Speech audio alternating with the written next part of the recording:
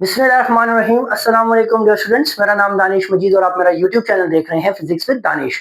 तो बच्चों, जैसा कि आप लोगों को पता है कि हम लोगों ने class 11 physics chapter number 6 which is fluid dynamics हमने स्टार्ट किया हुआ था और आज हम उसका इंतहाई एक इंपॉर्टेंट टॉपिक डिस्कस करने वाले हैं जिसका नाम है बर्नौलीज इक्वेशन।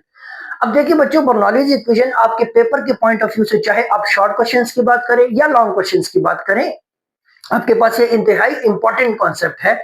अगर हम इसकी एप्लीकेशंस की बात करें, एप्लीकेशन ऑफ बर्नौली इक्वेशन, उसमें डिफरेंट कॉन्सेप्ट्स है जो कि मैं इसके बाद जो नेक्स्ट मेरा लेक्चर होगा वो एप्लीकेशंस के ऊपर ही होगा। उसके अंदर मैं आपके साथ डिफरेंट जो प्रैक्टिकल एप्लीकेशंस के अंदर जो हमारे डेली लाइफ एग्जांपल के अंदर जहां पे बर्नौली इक्वेशन यूज होती है, हम वो चीजें डिस्कस करेंगे।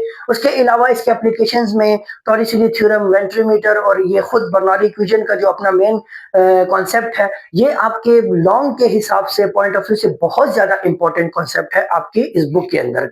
ठीक हो गया। तो मैं कोशिश करूंगा बच्चे आपको आसान से आसान तरीके से मैं ये बर्नौली का कॉन्सेप्ट डिलीवर करूं। तो स्टार्ट करते हैं बच्चों। सबसे पहले आपको ये पता होना चाहिए कि बर्नौली इक्वेशन एक्सप्लेन क्या करता है। बच्चे, बर्नौली इक्वेशन ना रिलेशन को एक्सप्लेन करता है। अब रिलेशन तीन क्वांटिटीज के दरमियान, एक हमारे पास प्रेशर, एक वेलोसिटी और एक हाइट।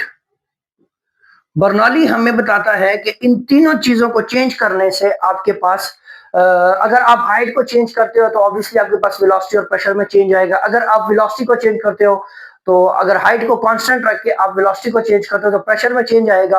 प्रेशर को चेंज करते हो तो वेलोसिटी में चेंज आएगा।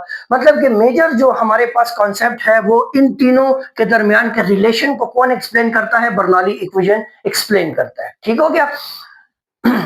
अब बर्नौली इक्वेशन की जो मेन स्टेटमेंट है वो क्या है, उसको हम जरा अंडरस्टैंड करते हैं। फिर आपको जब मैं एप्लीकेशन के ऊपर जाऊंगा तो मैं फिर आपको ये तीनों चीजें वन बाय वन एक्सप्लेन करूंगा कि आपके पास मेनली जो ये प्रेशर और वेलोसिटी के दरमियान का जो रिलेशन है ना, इसके ऊपर हमारी डेली लाइफ में बहुत सी प्रैक्टिकल एप्लीकेशन है। ठीक है, तो वो फिर हम लोग उस एप्लीकेशन के अंदर जो है तो हम इसको डिटेल में डिस्कस करने वाले हैं। ठीक है, बट अभी इस स्ट्रक्चर के अंदर आपको सिर्फ ये मालूम होना चाहिए कि बर्नौली इक्वेशन एक्चुअल में इन तीन टर्म्स के दरमियान का रिलेशन एक्सप्लेन करता है, प्रेशर, वेलोसिटी एंड हाइट। सही हो गया।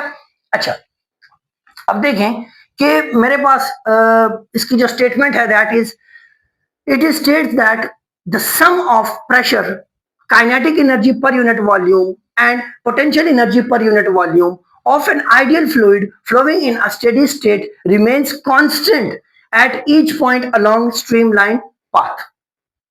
मतलब उसने कहा कि आपके पास एक पाइप के अंदर अगर फ्लूइड फ्लो कर रहा है, अब कोई से भी दो पॉइंट्स ले लो, ठीक है, और उन दोनों पॉइंट्स के ऊपर इन तीन चीजों का, किन तीन चीजों का, कि हमारे पास प्रेशर, पहली चीज है प्रेशर, दूसरी है kinetic energy per unit volume और potential energy per unit volume. इन तीन क्वांटिटीज का जब आप क्या लोगे, सम, क्या लोगे, सम, तो ये क्या होगा, कांस्टेंट होगा। मतलब कि आप इन तीन क्वांटिटीज का सम इस पॉइंट पे निकालो, इन्हीं तीन क्वांटिटीज का सम इस पॉइंट पे निकालो। जब आप इन दोनों का सम निकालोगे, सॉरी, इन तीन क्वांटिटीज का सम इस पॉइंट पर इस पॉइंट पे फाइंड करोगे तो ये हमेशा क्या होगा, सेम होगा। ठीक हो गया।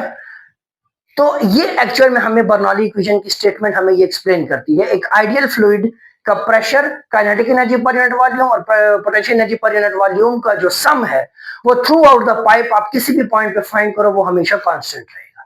ठीक है, अब यहां पे एक पॉइंट समझना है कि why kinetic energy per unit volume या why potential energy per unit volume. हम सिंपल काइनेटिक एनर्जी और पोटेंशियल एनर्जी भी ले सकते थे, पर यूनिट वॉल्यूम क्यों?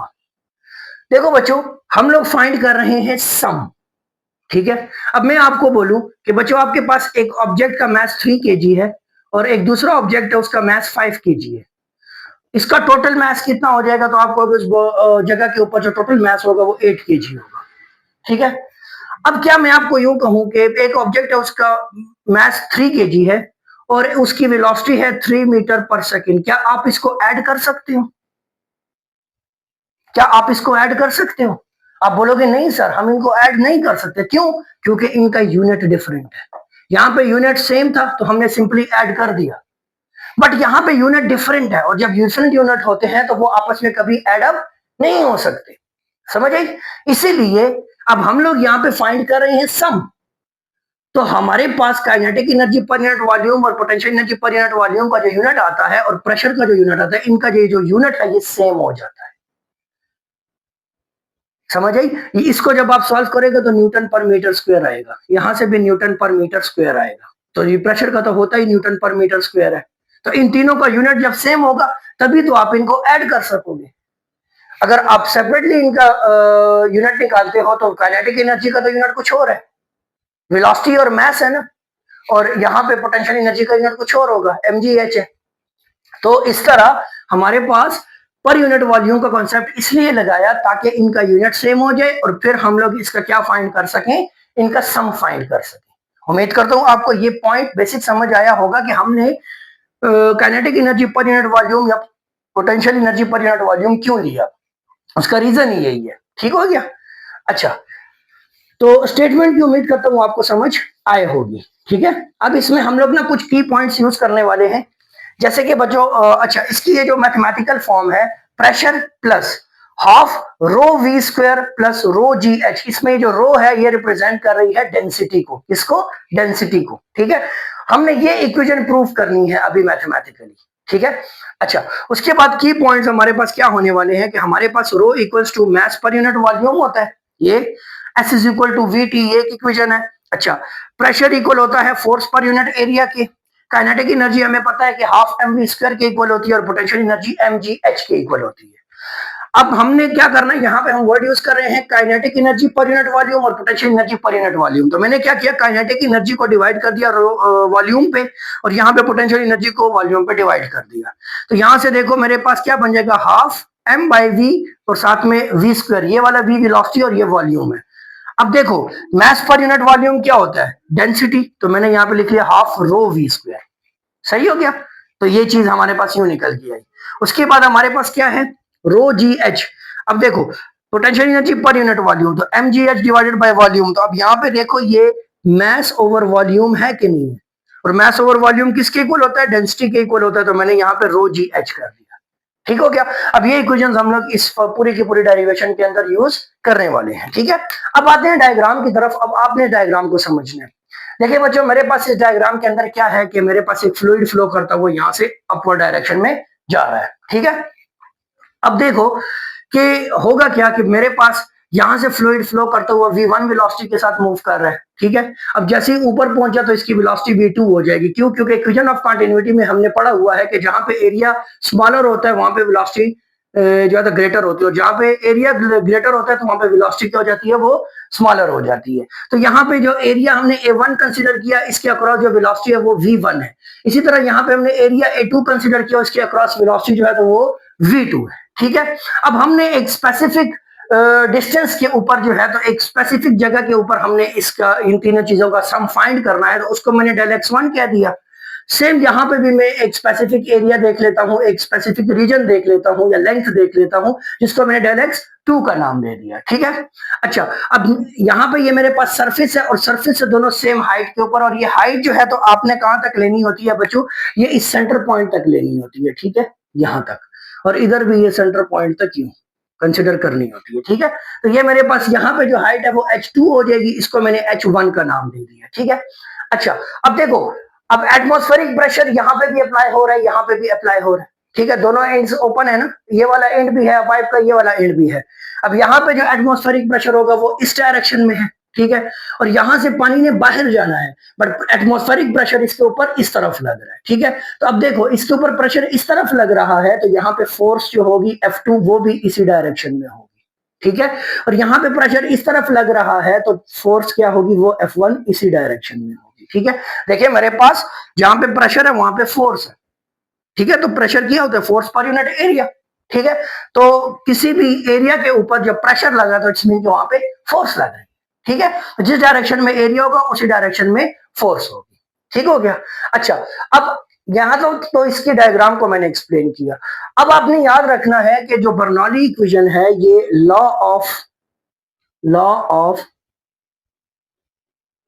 कंजर्वेशन ऑफ एनर्जी को ओबे करता है। ठीक हो गया। और इसके अंदर हम कह सकते हैं कि वर्क किसके इक्वल होगा, वर्क इक्वल होगा चेंज इन एनर्जी के। ठीक है। और चेंज इन एनर्जी क्या होती है, तो चेंज इन एनर्जी क्या होगी, ये होगी change in kinetic plus change in potential. ठीक हो गया। तो हम लोग ये चेंज इन एनर्जी को रिप्लेस कर दे तो हम लिख लेंगे जी W equals to change in kinetic energy plus change in potential energy. ठीक हो गया। इसको बचे आप लोग क्या करें, इक्वेशन नंबर 1 का नाम दे दें। इसको क्या कर दें, इक्वेशन 1 का नाम दे दें, इसको या इक्वेशन स्टार का नाम दे दें। ठीक है। अब हमने क्या करना है, हमने यहाँ पे 3 चीजें फाइंड करनी है। एक हमने वर्क फाइंड करना है, टोटल वर्क, कि यहाँ पे कितना वर्क हो रहा है और यहाँ पे कितना वर्क हो रहा है, पूरे के पूरे पाइप के अंदर टोटल वर्क कितना हो रहा है। फिर हमने देखना है कि चेंज इन काइनेटिक एनर्जी कितनी हो रही है और चेंज इन पोटेंशियल एनर्जी कितनी हो रही है। ये 3 चीजें हमने यहाँ पे फाइंड करनी है। सही हो गया। उम्मीद करता हूं आपको ये पॉइंट समझ आया होगा। अच्छा, अब टोटल वर्क की बात करते हैं बच्चों। हम सबसे पहले क्या करते हैं जी, टोटल वर्क। अब टोटल वर्क से मुराद कि मेरे पास वर्क जो कि इस पॉइंट ए पे हो रहा है, इसको आप लेट सपोज पॉइंट ए कह दो, ए पॉइंट, और इसको आप पॉइंट बी कह दो। तो ए पॉइंट के ऊपर जितनी भी चीजें हमने कंसीडर की है उसके आगे हमने 1 1 लगाया है, तो इस जगह पे जो वर्क होगा वो भी W1 हो जाएगा, और इस जगह पे जितनी चीजें उसके आगे हमने 2 लगाया तो यहाँ का वर्क जो हो जाएगा वो W2 हो जाएगा। ठीक है।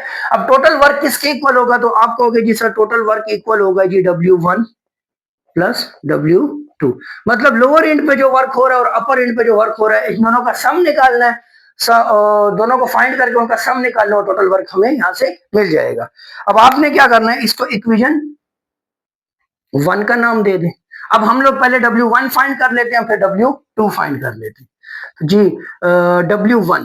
W1 को फाइंड करते हैं। तो बच्चों वर्क हमारे पास किसके इक्वल होता है, हमें पता है कि W वर्क जो होगा ये इक्वल होगा फोर्स इंटू डिस्प्लेसमेंट और साथ में कॉस थीटा। ठीक है। अब यहाँ पे 1, यहाँ पे भी 1। ठीक हो गया। अच्छा, अब देखो W1 इक्वल्स टू, यहां पे मेरे पास फोर्स है, फोर्स है। अब मुझे पता है कि मेरे पास प्रेशर इक्वल होता है फोर्स पर यूनिट एरिया की, और अगर मैं फोर्स फाइंड करना चाहूं तो F equals to pressure into area. अब मैंने एक्चुअल में इस इक्वेशन को इन टर्म ऑफ प्रेशर लेके जाना है, प्रेशर की टर्म को इंट्रोड्यूस करना है, तभी मैं ये वाला स्टेप यहाँ पे परफॉर्म कर रहा हूं। तो F equals to pressure into area.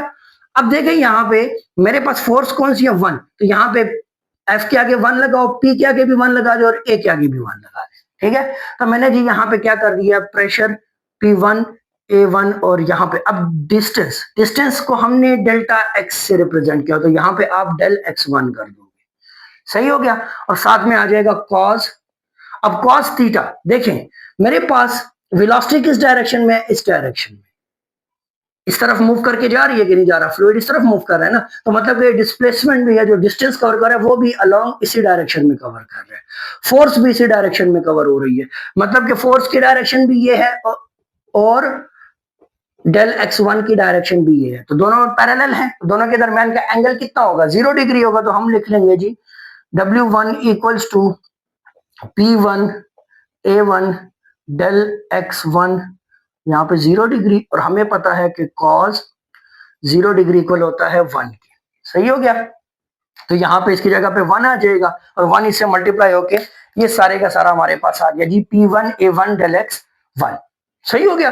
उम्मीद करता हूं यहां तक आपको समझ आई होगी। अच्छा, अब देखें यहां पे बच्चों, आपने देखिए मेरे पास वॉल्यूम किसके इक्वल होता है, length multiply width multiply height. अगर मैं इन दोनों को आपस में मल्टीप्लाई कर दूं तो लेंथ इंटू ये दो टर्म्स मल्टीप्लाई होकर एरिया बना सकते हैं कि नहीं बना सकते, तो एरिया इंटू लेंथ। ठीक है। अब लेंथ को हमने यहाँ पे डेल एक्स की फॉर्म में लिया हुआ है। ठीक, तो हम लोग यहाँ पे इस पूरे की जगह पे हम वॉल्यूम लिख सकते हैं कि नहीं लिख सकते, वॉल्यूम। तो हम लोग इस इक्वेशन को कुछ इस तरह एडजस्ट कर लेंगे कि मेरे पास क्या हो जाएगा, कि मेरे पास आ जाएगा W1 equals to P1 into volume. ठीक हो गया। वॉल्यूम आ जाएगा और इसको आप बल्कि इक्वेशन नंबर 2 का नाम दे दें। सही हो गया। अच्छा, ये हमारे पास इक्वेशन 2 बन के आ गई। अच्छा, अब हम लोगों ने W1 तो फाइंड कर लिया, अब W2 की बारी है। अब हम W2 को फाइंड कर लेते हैं, ठीक है। तो W2 को जब हम फाइंड कर लेंगे तो इसको मैं यहां से मिटा देता हूँ बच्चों, ताकि मेरे पास थोड़ी। अच्छा, W2 के लिए क्या होगा, देखिए, फॉर W2,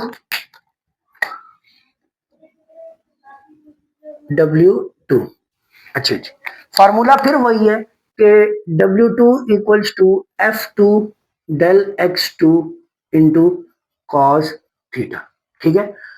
अच्छा, F2 तो फिर यहाँ पे भी बन जाएगा प्रेशर इंटू एरिया बन जाएगा, और यहाँ पे भी 2 लगा दिया, यहाँ पे भी 2 लगा दिया, ठीक है। यहाँ पे मैंने डी की जगह पे डायरेक्टली डेल X2 लगा दिया है, ठीक हो गया बच्चों, ताकि आपके लिए मतलब वो ज्यादा जो चीज एक्सप्लेन करनी थी वो मैंने यहाँ पे एक्सप्लेन कर दी है।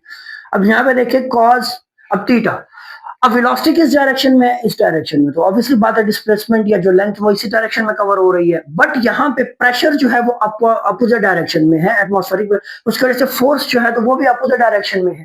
तो अब यहाँ पे देखें तो डेल एक्स इस तरफ है और फोर्स इस तरफ है, दोनों के दरमियान एंटी पैरेलल है, तो एंगल कितना होगा 180 डिग्री, ठीक है। और हमें पता है कि हमारे पास 180 डिग्री के ऊपर कॉस की क्या वैल्यू होती है, कॉस हमारे पास 180 डिग्री के ऊपर क्या देता है, -1 देता है, ठीक हो गया। अब यहां से हमारे पास W2 इक्वल्स टू, इसकी जगह पे -1 आ जाएगा, तो माइनस को मल्टीप्लाई कर दे तो -P2, और यहां पे आ जाएगा डेल X2 cos 180 डिग्री, ठीक है। P2 A2 और साथ में डेल X2, फिर सेम वही कहानी, इसकी जगह पे हम क्या लिख लेंगे, वॉल्यूम लिख लेंगे। तो यहां से मेरे पास आ जाएगा W इक्वल्स टू क्या, -P2, और इसकी जगह पे क्या आ जाएगा, वॉल्यूम V, ठीक है। अब आपने क्या करना है, इसको इक्वेशन 3 का नाम दे देना।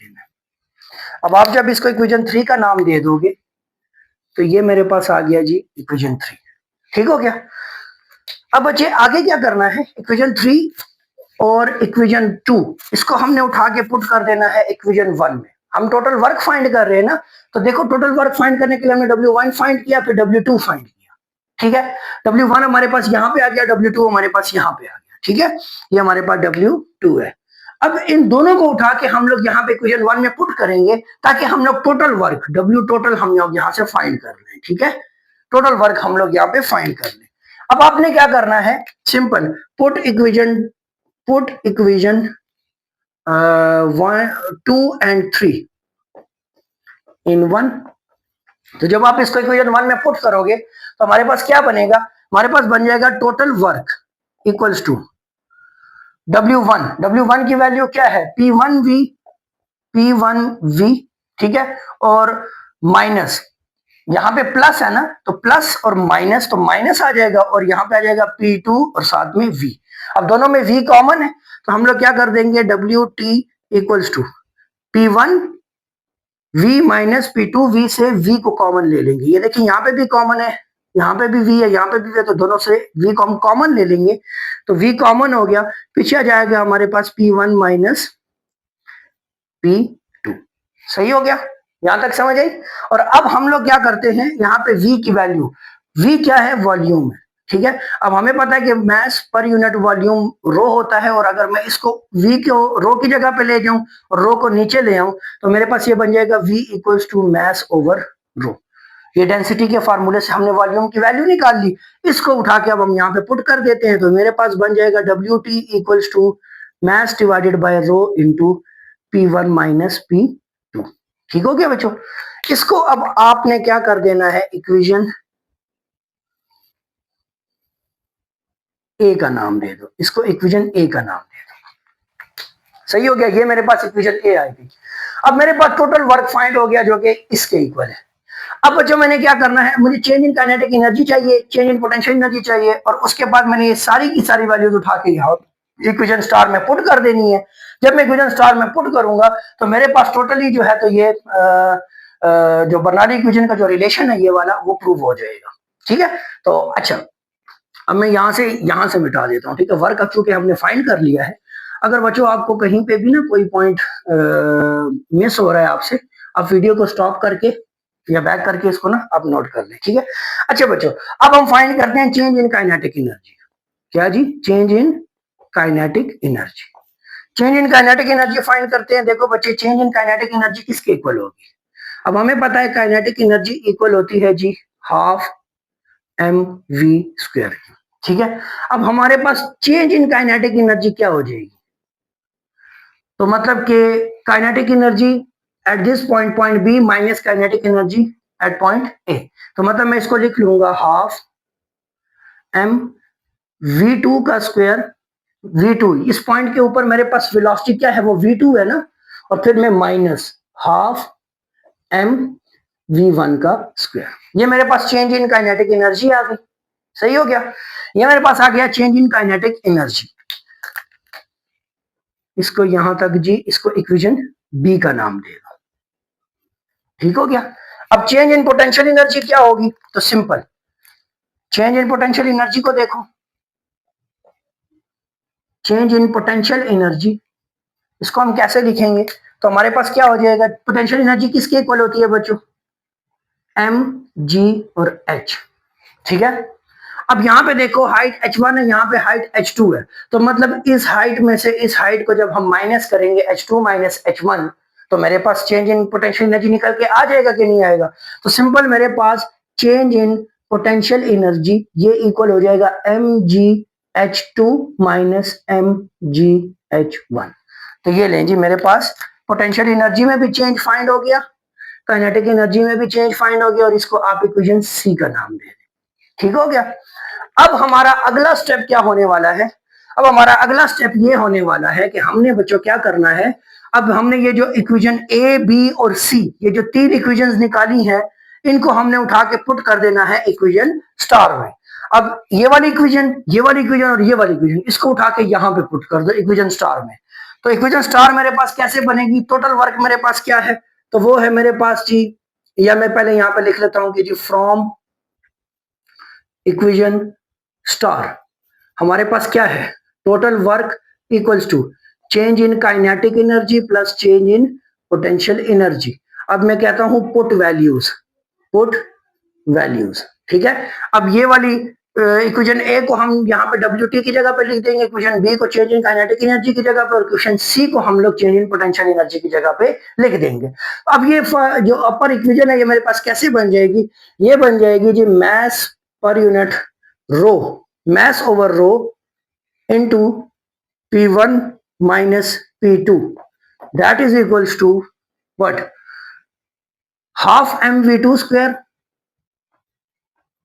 v2 का square minus half m v1 का स्क्वायर, ठीक है। फिर प्लस, अब मेरे पास चेंज इन पोटेंशियल एनर्जी आएगा, इसको भी मैं यहां से मिटा देता हूं, ठीक है। अच्छा, ये काइनेटिक एनर्जी का चेंज हमने लिख दिया, इसकी वैल्यूज। अच्छा, अब देखें चेंज इन पोटेंशियल एनर्जी लगानी है, तो हमारे पास आ जाएगा प्लस एम जी एच टू माइनस एम जी एच वन। ठीक हो गया? उम्मीद करता हूं यहां तक आपको समझ आया होगा कि हमने क्या किया। सिंपल, हमने पहले टोटल वर्क फाइंड किया, ठीक है। हमारे पास ये इक्वेशन आई थी law of conservation of energy concept से, हमने लगा के ये इक्वेशन बनाई। इस इक्वेशन को बना लेने के बाद हमने टोटल वर्क फाइंड किया, change in potential kinetic energy find की, change in potential energy find की, फिर हमने यहाँ पे वर्क की वैल्यू लगाई, हमने फिर काइनेटिक एनर्जी के चेंज की वैल्यू लगाई, फिर पोटेंशियल एनर्जी में जो चेंज आ रहा है उसकी वैल्यू लगाई। ठीक है, यहां तक समझ आई?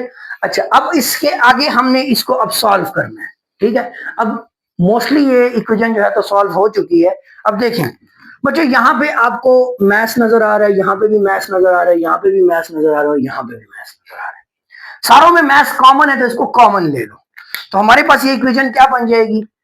m over rho into P1 minus P2 equals to m into half V2 का स्क्वायर माइनस हाफ V1 का स्क्वायर, क्योंकि अब यहां से m निकल गया, ठीक है, प्लस m निकल गया तो GH2 माइनस GH1। सही हो गया? अब देखें यहां पे मेरे पास ये m और ये m आपस में कैंसिल आउट हो जाएंगे, और ये जो रो है इसको मैं इक्वालिटी से उस तरफ ले जाके इस पूरी की पूरी टर्म के साथ क्या कर दूंगा? मल्टीप्लाई कर दूंगा। पॉइंट समझ आया? ये मैथ इसके साथ कैंसिल हो जाएगा और ये जो रो नीचे डिवीजन में है ये इधर आके मल्टीप्लाई हो जाएगा और इस पूरे के पूरी ब्रैकेट के साथ हम इसको मल्टीप्लाई कर देंगे। ठीक हो गया? तो इधर मेरे पास रह जाएगा P1 minus P2 equals to, ये रो जब इसके साथ मल्टीप्लाई होगा तो ये बन जाएगा हाफ रो V2 का स्क्वायर, फिर माइनस हाफ रो V1 का स्क्वायर। ठीक है? फिर ये रो जब इन दोनों से मल्टीप्लाई होगी तो प्लस रो जी एच टू माइनस रो जी एच वन। सही हो गया? अब बच्चों हमने क्या करना है, हमारे पास ये जो वन वाली टर्म है इनको एक तरफ ले जाते हो और ये जो टू वाली टर्म्स है इनको एक तरफ कर देते हो। तो मतलब सिंपली इसको भी उठा के इधर फेंक दे और इसको भी उठा के इक्वालिटी से इधर फेंक दे और यहाँ पे ये जो P2 है उसको उठा के उधर फेंक दे। ठीक हो गया? तो फाइनली मेरे पास एक इक्वेशन निकल के आएगी और वो इक्वेशन क्या होगी, इस तरफ P1 अपनी जगह पे, यहां से ये minus half rho V1 square इधर आ गया तो इस तरफ आके ये जाएगा प्लस हाफ रो V1 का स्क्वायर और माइनस रो जी एच वन इक्वालिटी से जब इधर आएगा तो ये बन जाएगा प्लस रो जी एच वन। ठीक है? इक्वल्स टू P2 जब उधर जाएगा तो ये पॉजिटिव P2 हो जाएगा, यहाँ पे नेगेटिव है तो उस तरफ जाके पॉजिटिव हो जाएगा। उसके बाद हमारे पास यहाँ पे देखें हाफ रो V2 स्क्वायर अपनी जगह पे प्लस हाफ रो V2 का स्क्वायर और प्लस रो GH2। सही हो गया? तो अब देखें हमारे पास बर्नौली का कॉन्सेप्ट मैंने आपको क्या बताया था कि हम जब इस पॉइंट के ऊपर तीन चीजों का सम, मैंने दो पॉइंट कंसीडर किए, एक पॉइंट ए कंसीडर किया और एक पॉइंट बी कंसीडर किया। मैंने क्या किया कि पॉइंट ए के ऊपर तीन चीजों का सम निकाला, pressure, kinetic energy per unit volume और potential energy per unit volume. ठीक है? फिर मैंने पॉइंट बी के ऊपर भी सेम तीनों चीजों का सम निकाला। तो ये देखिए इक्वेशन मुझे क्या कह रही है कि पॉइंट ए के ऊपर जितनी भी इन तीनों क्वांटिटीज का जो सम है, प्रेशर का, kinetic energy per unit volume का और potential energy per unit volume का, इनका जो सम है ये इक्वल होगा किसके, पॉइंट बी के ऊपर इन तीनों क्वांटिटीज के सम के। तो यहां से हमारे पास क्या चीज प्रूव हुई कि मेरे पास जो प्रेशर है और हाफ रो वी स्क्वायर और प्लस रो जी एच, ये जो pressure, kinetic energy per unit volume, potential energy per unit volume, इन तीनों का जो सम होगा किसी भी इंस्टेंट के ऊपर किसी पाइप के अंदर जब फ्लूइड फ्लो कर रहा हो, कौन सा फ्लूइड, आइडियल फ्लूइड। ठीक है? आइडियल फ्लूइड जब फ्लो कर रहा हो तो मेरे पास इनका सम जो होगा तो वो क्या होगा, कांस्टेंट होगा। ठीक हो गया बच्चों? ये हमारे पास कंप्लीट कॉन्सेप्ट था बर्नौली इक्वेशन का। अगर आपको इसमें कोई भी पॉइंट अगर समझ नहीं आता तो आपने लाजमी मुझसे कमेंट में क्वेश्चन करके पूछना है कि सर मुझे ये पॉइंट समझ नहीं आया, और ये बहुत इंपॉर्टेंट टॉपिक है और इसकी डेरिवेशन इतनी कोई मुश्किल नहीं है। मतलब कि हम लोगों ने सिंपल, मैंने आपको एक इक्वेशन लिखाई, kinetic energy plus change in potential energy, बस इस इक्वेशन को सॉल्व करना है और कुछ भी नहीं करना। पहले टोटल वर्क निकालना है, वो मैंने आपको निकाल के दिखाया, काइनेटिक एनर्जी का चेंज निकालना है, पोटेंशियल एनर्जी का चेंज निकालना है और बस इस इक्वेशन में वैल्यूज पुट करनी है। उसके बाद सिर्फ और सिर्फ उन वैल्यूज में जो कॉमन है उनको कैंसिल करके और अरेंज करना है, बस आपके पास ये फार्मूला और ये इक्वेशन प्रूव हो जाएगी। ठीक हो गया? तो बच्चों ये हमारे पास बर्नौली इक्वेशन का कॉन्सेप्ट था। उम्मीद करूंगा कि आपको ये समझ आया होगा। मैंने अपनी तरफ से पूरी कोशिश की कि मैं आसान से आसान तरीके से आपको एक लेक्चर है तो डिलीवर करूं। फिर भी अगर आपको कोई पॉइंट समझ ना आए, कोई भी क्वेश्चन हो, आपको कोई भी क्यूरी हो तो मुझे कमेंट करके जरूर बताएं। बच्चों अगर आपको ये चैनल पर न्यू है तो चैनल को सब्सक्राइब कीजिएगा और अगर आपको ये वीडियो पसंद आई है तो इस वीडियो को लाइक कीजिएगा, दोस्तों के साथ शेयर भी कीजिएगा। नेक्स्ट वीडियो तक अपना ख्याल रखिएगा, तब तक के लिए अल्लाह हाफिज।